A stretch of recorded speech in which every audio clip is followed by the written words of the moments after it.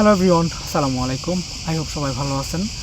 যে বা যারা বলকান দেশগুলো থেকে মেসিডোনিয়া, সার্বিয়া, মন্টিনিগ্রো এইখান থেকে যারা নক করতেছেন জানার জন্য যে বর্তমানে ইটালির কী অবস্থা, ইটালিতে আসবেন কি না বা আমার পরামর্শ কি ইটালিতে আসার বিষয়ে, তাদের জন্য স্পেশালি এই ভিডিওতে আমি আপনাদেরকে দুইটা বিষয় ক্লিয়ার করব।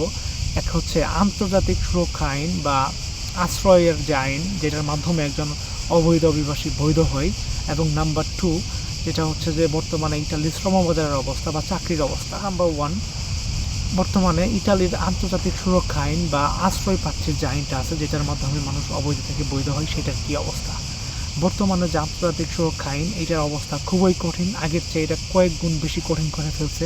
স্পেশালি 12 জুনের আগে যতটা সহজ ছিল বা যতটা সহজেই একজন মানুষ আশ্রয়ের জন্য মামলা করতে পারত, সেটা এখন করতে পারতেছে। এটাতে মরক্কো থেকে প্রায় 50,000-এরও বেশি অবৈধ অভিবাসী ঢোকার কারণে ইউরোপের অবস্থা আরও থমথমে হয়ে গেছে।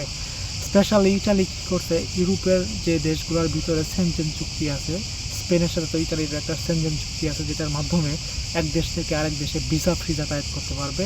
সেই চুক্তি বর্তমানে মেলোনি সরকার স্থগিত করছে, যেন স্পেন থেকে কোনো অবৈধ অভিবাসী ইটালিতে ঢুকতে না পারে। বাজারের কী অবস্থা বর্তমানে? চাকরির বাজারের অবস্থা খুবই ভয়াবহ। এখানে প্রায় 5 থেকে 6 গুণ চাকরির প্রতিযোগিতা বেড়ে গেছে আগের তুলনায়, যেটা আগে অনেক কম ছিল।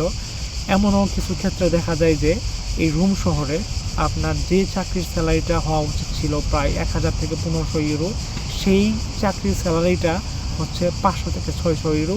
ইভেন কিছু কিছু ক্ষেত্রে অনেকেই চাকরি পাচ্ছে না, কারণ কারো কারো পেপারস নাই, যেটা যে পেপারসগুলো লাগে চাকরি পাওয়ার ক্ষেত্রে, সেগুলো তার আশা মাত্রই তার পায় না।